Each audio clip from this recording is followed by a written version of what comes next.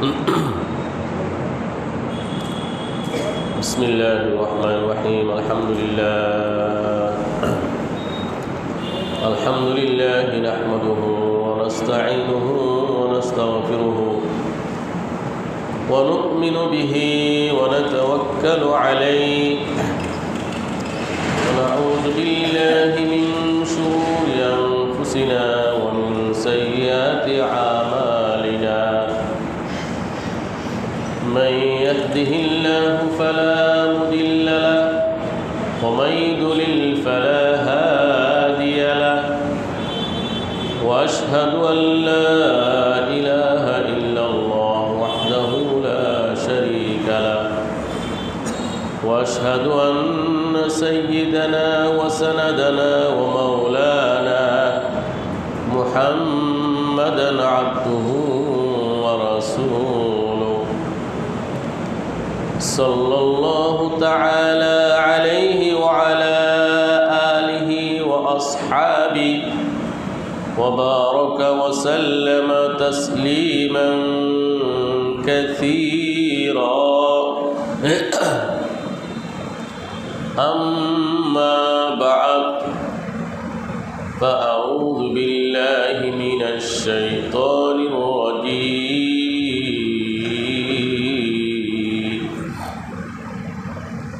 بسم الله الرحمن الرحيم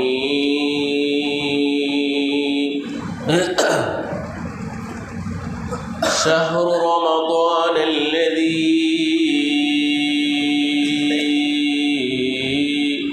أنزل فيه القرآن هدى للناس وبينات من الهدى والفرقان فمن شهد منكم الشهر فليصم ومن كان مريضا أو على سفر فعدة من أيام أخر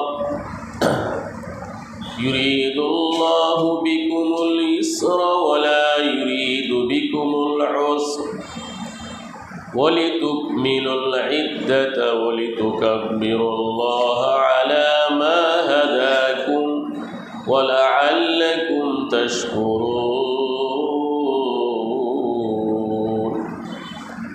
بارك الله لنا ولكم في القرآن العظيم ونفعنا وإياكم بالآيات والذكر الحكيم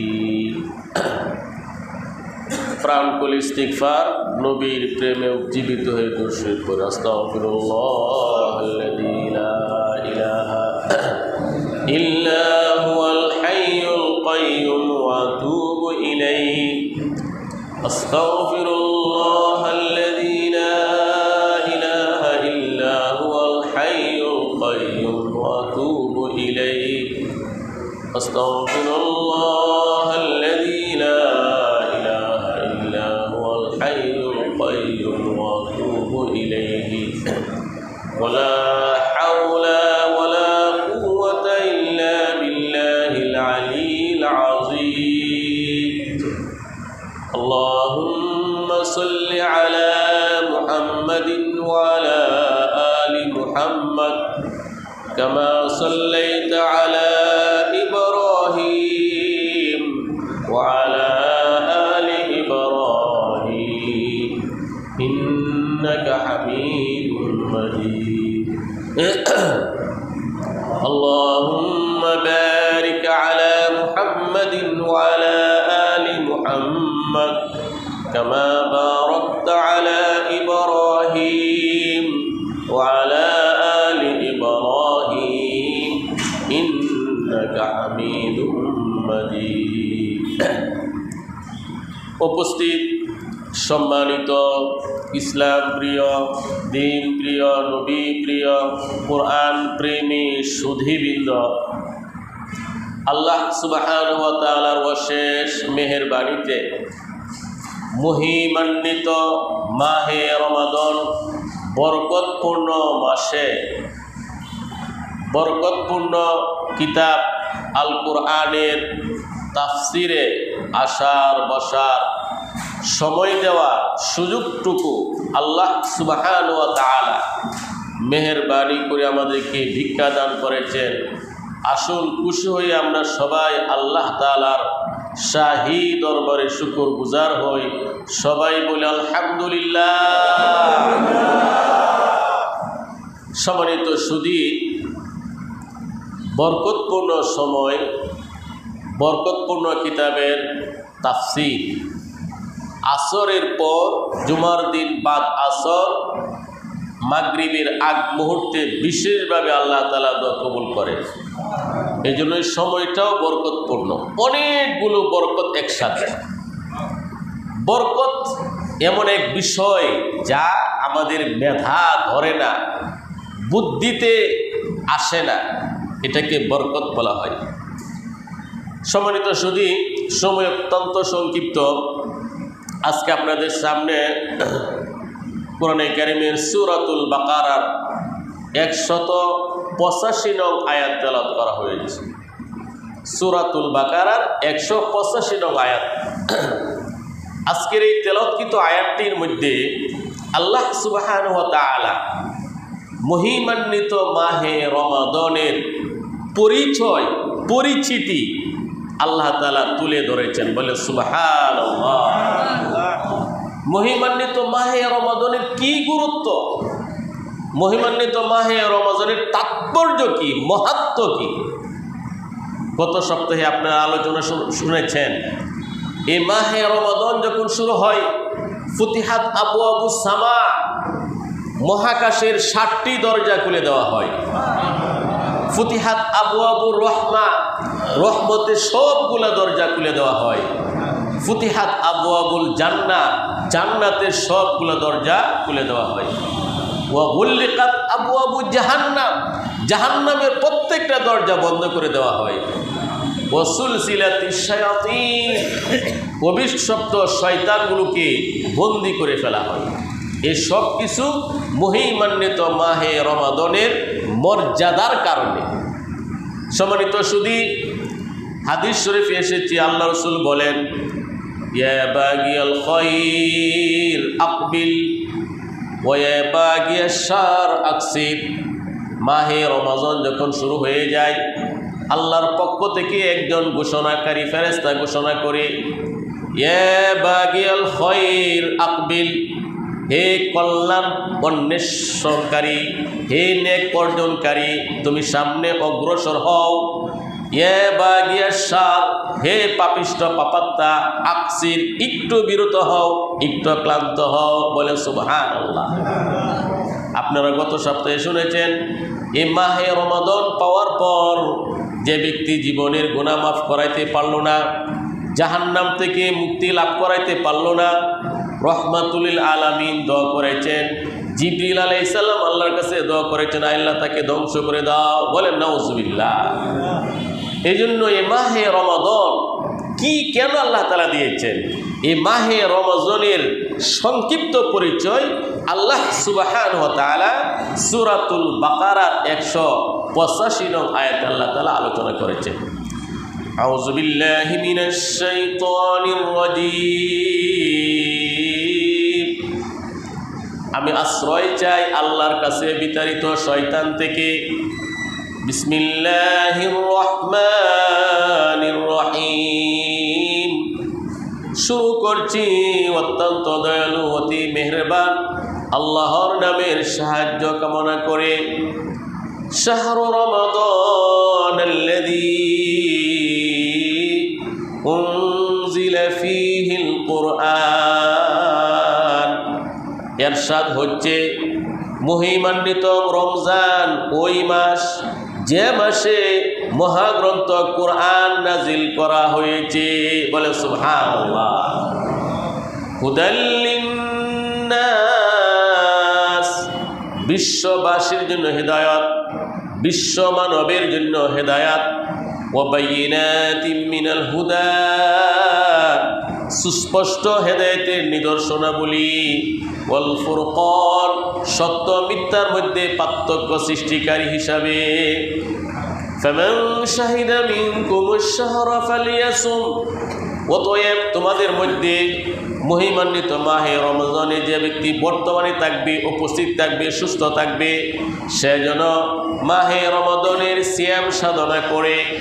ওয়ামান কানা মারিদান, এবং তোমাদের মধ্যে যে ব্যক্তি অসুস্থ, আও আলা সাফারিন বা মুসাফির, ফাইদ্দাতুম মিন আইয়ামিন উখার, সে এই সংখ্যাগুলো অন্য সময় পূরণ করবে।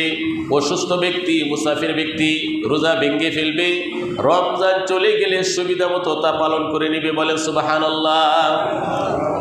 ইউরিদুল্লাহু বিকুমুল ইসরা, আল্লাহ তাআলা তোমাদের সহজ বিধান কামনা করেন।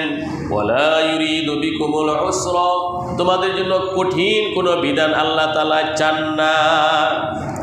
ওয়ালিতুকমিলুল ইদ্দাতা, যেন তোমরা গণনা সংখ্যা পূর্ণ করতে পারো। ওয়ালিতুকাব্বিরুল্লাহ আলা মা হাদাকুম, আল্লাহ তাআলা তোমাদেরকে দিক নির্দেশনা দেওয়ার কারণে তোমরা আল্লাহ তাআলা শ্রেষ্ঠত্ব বর্ণনা করো।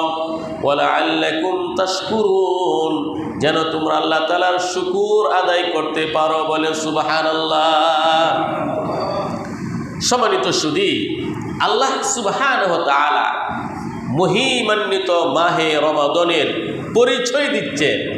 রমজান ওই মাস যে মাসে কোরআন নাজিল করা হয়েছে। হুদাল লিন্নাস, বিশ্ববাসীর জন্য কোরআন হেদায়াত, বিশ্ব মানবের জন্য কোরআন হেদায়াত। এই মহাগ্রন্থ আল কোরআন শুধু শুধু মুসলমানের জন্য না। বলে সুবহানাল্লাহ। এই কোরআনে কারীম হিন্দু সম্প্রদায়ের জন্য, খ্রিস্টান সম্প্রদায়ের জন্য, ইহুদি সম্প্রদায়ের জন্য, আজকের এই আধুনিক বিশ্বে 4000-এর উপরে মানব রচিত ধর্ম রয়েছে। বলেন নাউজুবিল্লাহ। ইসলাম হচ্ছে একমাত্র সত্য ধর্ম, আর মানব রচিত যত ধর্ম পৃথিবীতে আছে সব হলো মিথ্যা, বাতিল, আল্লাহর কাছে গ্রহণযোগ্য নয়। তো আধুনিক বিশ্বে 4000-এর উপরে মানব রচিত ধর্ম চালু রয়েছে। সনাতন ধর্ম, হিন্দু ধর্ম, খ্রিস্টান ধর্ম, ইহুদি ধর্ম, বাহাই ধর্ম, শিখ ধর্ম। এই মহাগ্রন্থ কোরআনে কারীম প্রত্যেকটা ধর্মের অনুসারীর ব্যক্তির জন্য হেদায়াত। বলেন সুবহানাল্লাহ। একজন হিন্দু ব্যক্তির জন্য এই কোরআনে কারীম হেদায়াত, একজন ইহুদি ব্যক্তির জন্য এই কোরআনে কারীম হেদায়াত, একজন খ্রিস্টান ব্যক্তির জন্য এই কোরআনে কারীম হেদায়াত। প্রত্যেকটা মানব জাতি, প্রত্যেকটা মানব, প্রত্যেকটা মানুষের জন্য এই কোরআনে কারীম হেদায়াত। সুবহানাল্লাহ। আমরা অনেকেই মনে করি কোরআন শুধু মুসলমানের জন্য। না না না, মহান আল্লাহ তাআলা কোরআন নাযিল করেছেন। কোরআন হলো আল্লাহর কালাম। আল্লাহ বলেন হুদাল লিন্নাস, বিশ্ব মানব জাতির জন্য এই কোরআন হেদায়াত। একজন ইহুদি এই কোরআন পড়ে হেদায়াত লাভ করবে, একজন খ্রিস্টান কোরআন পড়ে হেদায়াত লাভ করবে, একজন হিন্দু এই কোরআন পড়ে হেদায়াত লাভ করবে। এই জন্য বিশ্ব মানব জাতির জন্য এই কোরআনে কারীম হেদায়াত। সুবহানাল্লাহ। এই কোরআনের দাওয়াত, কালিমার দাওয়াত বিশ্ববাসীর জন্য ইম্পর্টেন্ট কথা, অত্যন্ত জরুরি কথা। কালিমার দাওয়াত, ইসলামের দাওয়াত, কোরআনের দাওয়াত কোনো ব্যক্তির বিরুদ্ধে না, মতবাদের বিরুদ্ধে। কিসের বিরুদ্ধে? মতবাদ। কুফরি একটা মতবাদ, শিরিক একটা মতবাদ, নিফাক একটা মতবাদ, বদ্দিনী একটা মতবাদ। মতবাদের বিরুদ্ধে এই কোরআনে কারীমের দাওয়াত, কালিমার দাওয়াত কোনো ব্যক্তির বিরুদ্ধে না। একজন হিন্দু একজন ব্যক্তি, তার বিরুদ্ধে কোরআন না। খ্রিস্টান একজন ব্যক্তি, তার বিরুদ্ধে কোরআন না। ইহুদি একজন ব্যক্তি, কোনো ব্যক্তির বিরুদ্ধে কোরআনের দাওয়াত না, মতবাদের বিরুদ্ধে। আল্লাহর এই জমিন থেকে ইহুদি মতবাদ, খ্রিস্টান মতবাদ এবং শিরিকি মতবাদ, কুফরি মতবাদ, বদ্দিনী যেন নিশ্চিহ্ন হয়ে যায় এবং ধ্বংস হয়ে যায়। এই জন্য এই কোরআন আল্লাহ তাআলা প্রেরণ করেছেন। বলে সুবহানাল্লাহ। যেমন আমরা সাবান ব্যবহার করি, সাবান, আমাদের পোশাক যখন ময়লা হয়ে যায় নোংরা হয়ে যা, অপরিচ্ছন্ন হয়ে যা। সাবান ব্যবহার করি ময়লার বিরুদ্ধে, কাপড়ের বিরুদ্ধে না। কাপড় ময়লা হয়ে গেলে যেমন সাবান ব্যবহার করি, কাপড়ের বিরুদ্ধে না, ময়লার বিরুদ্ধে। কোরআনের হেদায়াত, কোরআনের দাওয়াত, কালিমার দাওয়াত, ইসলামের দাওয়াত কোনো সম্প্রদায়ের বিরুদ্ধে না, কোনো ব্যক্তির বিরুদ্ধে না, মতবাদের বিরুদ্ধে। বলে সুবহানাল্লাহ। এই জন্য আল্লাহ সুবহানাহু ওয়া তাআলা বলেন হুদাল লিন্নাস। এই কোরআনে কারীম প্রত্যেকটা মানবের জন্য, মানব জাতির জন্য হেদায়াত। ওয়া বাইনাতিম মিনাল হুদা ওয়াল ফুরকান, সত্য মিথ্যার সুস্পষ্ট হেদায়াত দানকারী। এই কোরআনে কারীম আলো অন্ধকার, ন্যায় অন্যায়, কল্যাণ ও কল্যাণ, ভালো খারাপ, লাভ ক্ষতি, এর মধ্যে পার্থক্য রেখা সৃষ্টি করে দেয়। বলে সুবহানাল্লাহ। এই কোরআন আপনাকে বলে দিবে এটা আলো, এটা অন্ধকার, এটা ন্যায়, এটা অন্যায়, এটা লাভ, এটা ক্ষতি। এই জন্য আল্লাহ তাআলা বলেন ওয়াল ফুরকান। কোরআন হলো পার্থক্য সৃষ্টিকারী, ন্যায় অন্যায়ের মধ্যে, আলো অন্ধকারের মধ্যে, লাভ ক্ষতির মধ্যে। আল্লাহ তাআলা মাহে রমজানের রোজার বিধান আলোচনা করার পরে বলেন ইউরিদুল্লাহু বিকুমুল ইসরা ওয়া লা ইউরিদু বিকুমুল উসর। আল্লাহ তাআলা তোমাদের জন্য সহজ বিধান চান, কঠিন কোনো বিধান আল্লাহ তাআলা চান না। সুবহানাল্লাহ। সম্মানিত সুধী, বুখারী শরীফের হাদিস এসেছে ইন্নাদ-দীনা ইসরুন। এই ইসলাম হচ্ছে একদম সহজ ধর্ম। ইসলাম একদম সহজ ধর্ম। একজন মানুষ ইচ্ছা করলে ইসলামের উপর চলতে পারে। যেমন একজন মানুষ দাঁড়িয়ে নামাজ পড়তে পারে না, দাঁড়ানোটা হলো ফরজ। নামাজের মধ্যে দাঁড়িয়ে নামাজ পড়া কেন? ফরজ নামাজের মধ্যে দাঁড়ানোটা ফরজ। ফরজ নামাজের মধ্যে একজন ব্যক্তি দাঁড়াতে পারে না, বসে পড়বে, বসে পড়ে না, পড়তে পারে না, শুয়ে পড়বে, পানি নাই তায়াম্মুম করবে। অনেক মানুষ আছে আমাদের সমাজে সব সময় প্রস্রাব বের হয়, প্রস্রাব। অনেক মহিলা আছে সব সময় রক্ত বের হয় প্রস্রাবের রাস্তা দিয়া। অনেক মানুষ আছে সব সময় বায়ু বের হয়, সব সময়। এরা রোগী, সাধারণ যার তারা না, সব সময় বায়ু বের হয়। ডাক্তারের কাছে অনেক ওষুধ খাওয়ার পরও, প্রেসক্রিপশন নেওয়ার পরে ভালো হয় না। সব সময় বায়ু বের হয়, সব সময় প্রস্রাব জোরে, সব সময় রক্ত বের হয়। তাদের জন্য শরীয়তের বিধান হলো নামাজের সময় ওযু করবে এবং নামাজ পড়বে। নামাজের সময় ওযু করতেছে কিন্তু বায়ু বের হইতেছে, কোনো অসুবিধা নাই। নামাজও দাঁড়াইলো, বায়ু বের হইতেছে, রক্ত বের হইতেছে, প্রস্রাব বের হইতেছে। আল্লাহ নবী বলেন সুস্থ মানুষ ইবাদত করে যে জান্নাতে যাবে, ওই সমস্ত অসুস্থ ব্যক্তিগণ ইবাদত করে সেই জান্নাতেই যাবে। বলেন সুবহানাল্লাহ। ইসলাম হলো একদম সহজ ধর্ম। সম্মানিত সুধী, আল্লাহ সুবহানাহু ওয়া তাআলা এই মহিমান্বিত মাহে রমজানে এত বেশি গুরুত্ব দিয়েছেন। সরকারে দু আলম মুহাম্মদুর রাসূলুল্লাহ সাল্লাল্লাহু আলাইহি সাল্লাম বলেন এই উম্মতকে, আমার এই উম্মতকে মাহে রমজানের ব্যাপারে 5টা বৈশিষ্ট্য দেওয়া হয়েছে যা অন্য কোন উম্মতকে আল্লাহ তাআলা দেননি। বলেন সুবহানাল্লাহ।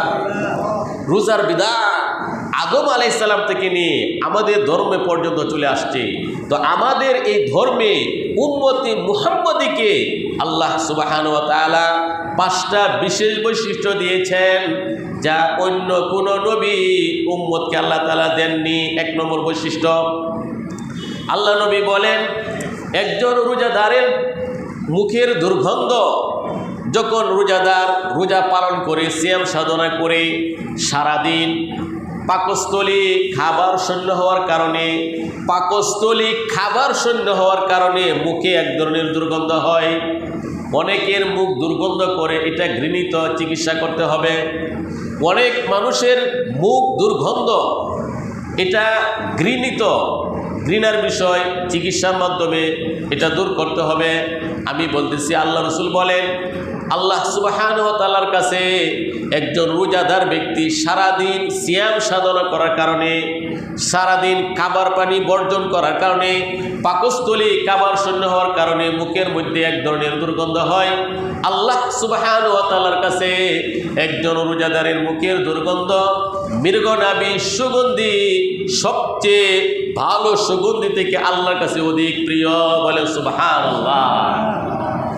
সম্মানিত সুধী, আজকে আমরা এই আধুনিক বিশ্বে অনেক প্রেমাস্পদের কাহিনী জানি, প্রেমিক প্রেমিকার কাহিনী জানি। সবচেয়ে বড় প্রেমিক প্রেমিকা হলো স্বামী স্ত্রী। আমাদের সমাজে যেটাকে প্রেম বলা হয় সেটা প্রেম না, সেটা হলো নোংরামি, জিনা।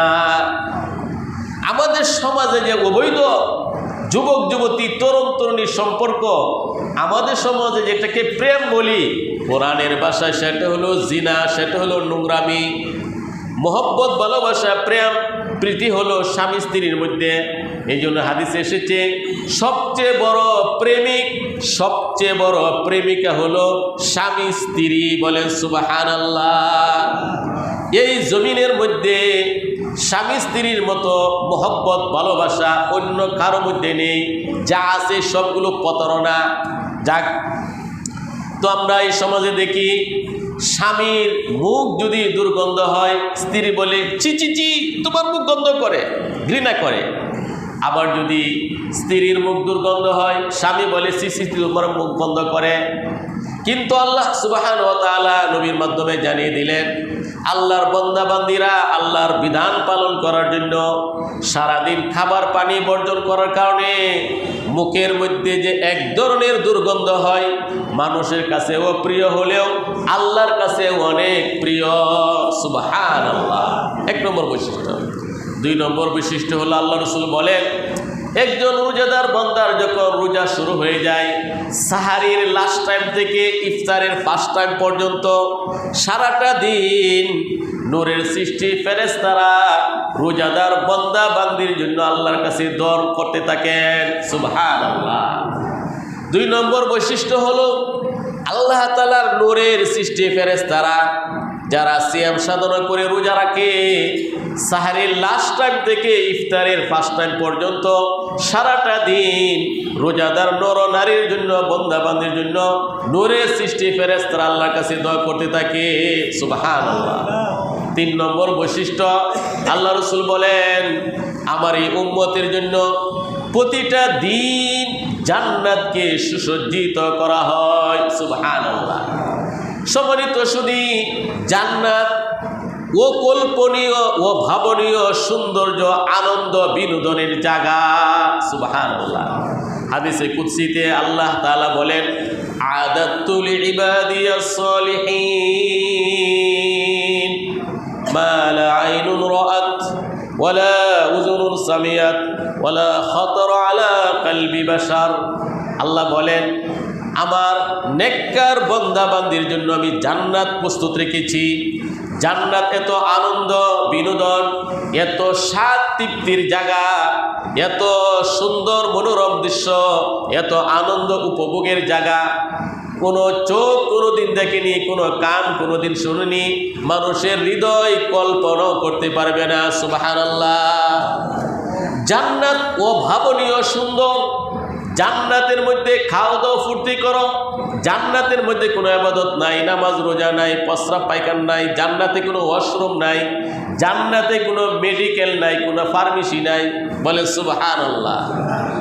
জান্নাতের মধ্যে ঘুম নাই। জান্নাতের মধ্যে 30 অথবা 33 বছরের যুবক যুবতী হয়ে সবাই প্রবেশ করবে। সুবহানাল্লাহ। জান্নাতীরা যখন জান্নাতে যাবে তখন জান্নাতীদের মুখের মধ্যে দাড়ি মুছো থাকবে না। সুবহানাল্লাহ। ইয়াদখুলু আহলুল জান্নাতিল জান্নাতা জুরদান মুরদান মুকাহহালিন। আল্লাহ রাসূল বলেন, জান্নাতীরা যখন জান্নাতে প্রবেশ করবে মুখের মধ্যে মুছ থাকবে না, দাড়ি থাকবে না, বগলের চলে চুল থাকবে না। 30 অথবা 33 বছরের যুবক যুবতী হয়ে জান্নাতের মধ্যে যাবে। এই দুনিয়ার মধ্যে কেউ যদি দাড়ি রাখে আল্লাহ তাআলা জান্নাতে যাওয়ার সুযোগ দিবেন। অনেকের যুবকের চাহিদা, অনেক যুবকের এমন মনোভাব, মুখটা যদি ক্লিন শেপ থাকতো কতই না ভালো থাকতো। এই জন্য যারা দাড়ি রাখবে, আল্লাহ রসুল বলেন জান্নাতে যাওয়ার পূর্বেই তাদের এই আকাঙ্ক্ষা পূর্ণ করা হবে, মুখের মধ্যে কোনো দাড়ি মুছ থাকবে না। এই জন্য নবীর তরিকায় যদি কেউ দাড়ি রাখে জান্নাতে যাওয়া একটা সহজ হবে। বলে সুবহানাল্লাহ। আল্লাহর একজন ওলি কাজা আবুল হাসান মজজুব তিনি বলেন, তেরে মাহবুব কি রব শাবাহাত লেকে আয়া হো, तेरे महबूब की रब शबाहत लेके आया हो, हकीकत उसको तू कर दे मैं सूरत लेके आया हो। হাসরের কঠিন ময়দানে এক বান্দা, কোনো আমল নাই, সাধারণ একজন মানুষ আল্লাহর কাছে বলবে, রব্বুল আলামিন তোমার প্রিয় হাবিব মুহাম্মদুর রাসূলুল্লাহ সাল্লাল্লাহু আলাইহি ওয়াসাল্লামের মতো সুন্দর একটা দাড়ি নিয়ে আসছি, আমার কোনো আমল নাই, তোমার বন্ধুর দাড়ির উসিলা আমার এই দাড়িকে মনে করে আমার এই দাড়ির উসিলায় তুমি আমাকে মাফ করে দাও। সুবহানাল্লাহ। আল্লাহ তাআলা তার জন্য জান্নাতের ব্যবস্থা করবে। এই জন্যই নবীর তরিকায় যারা এই দুনিয়াতে দাড়ি রাখবে জান্নাতে যাওয়ার আগে দাড়িও থাকবে না, মুছও থাকবে না, জান্নাতে প্রবেশ করবে 30 অথবা 33 বছরের যুবক যুবতী হয়ে। জান্নাতের মধ্যে কোনো বিদ্যা থাকবে না। বলে সুবহানাল্লাহ। সম্মানিত সুধী, জান্নাতের মধ্যে হুর গিলমান আল্লাহ তাআলা দিবেন, অভাবনীয় সৌন্দর্য। আল্লাহ রসুল বলেন দুনিয়ার যে বিবি, দুনিয়ার যে সহধর্মিনী, তিনি হবেন সবচেয়ে বেশি লাবণ্যময়, সবচেয়ে বেশি মায়াবী চেহারার অধিকারিণী। বলে সুবহানাল্লাহ। আমাদের যে দুনিয়া স্ত্রী, তার চেহারা, তার ত্বক, তার বডি এত লাবণ্যময়, এত সৌন্দর্য, এত মায়াবী আকর্ষণীয় হবে, জান্নাতি ব্যক্তি দুনিয়ার বিবিকে নিয়ে সব সময় চলাফেরা করবে। জান্নাতের হুরগণ বলবেন, ওহে আল্লাহর বান্দা আমাদের দিকে তাকাও না, আমাদেরকে একটু সময় দাও। ফেরেশতারা বলবেন, কেন?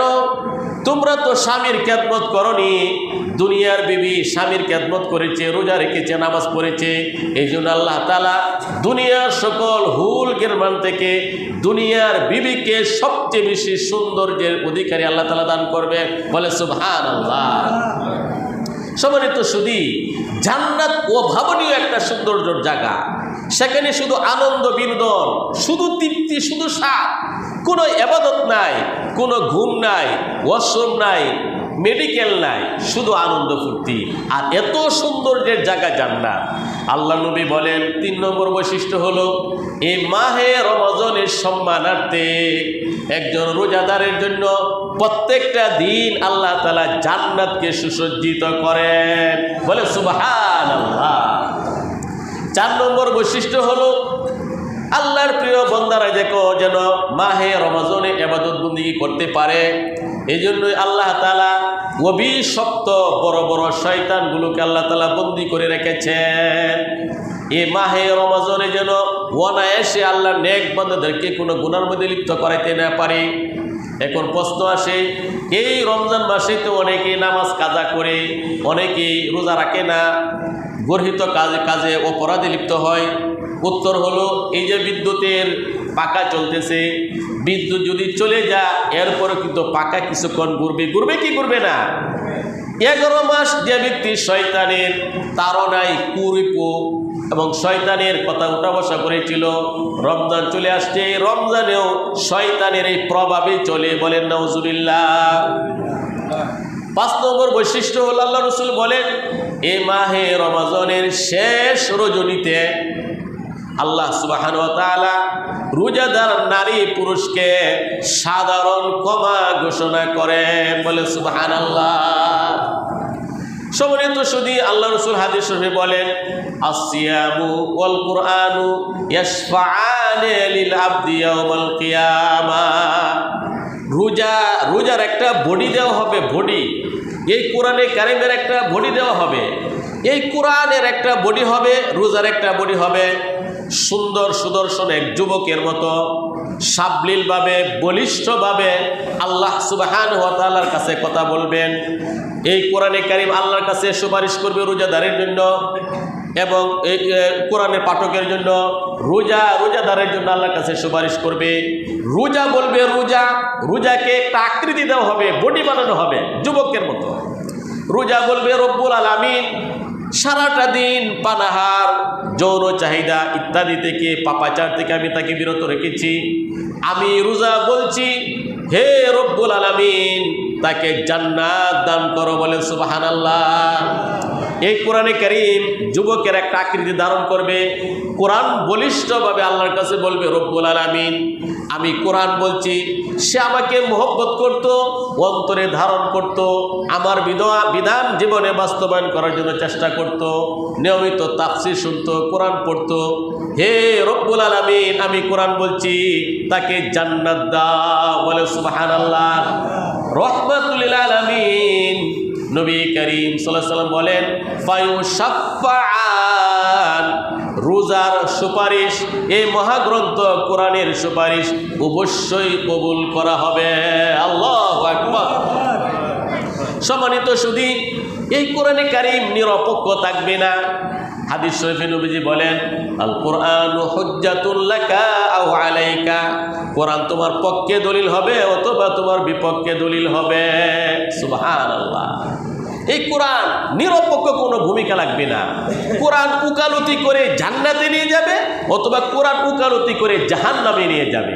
এমনকি কোরআনের সাথে যারা গভীর নিবিড় সম্পর্ক রাখবে, মৃত্যুর পর প্রথম ঘাটি আলমে বরজ কবরের জগৎ, কবর, এই কবরের মধ্যে কোরআন অনেক বড় ভূমিকা রাখবে, বলে সুবহানাল্লাহ।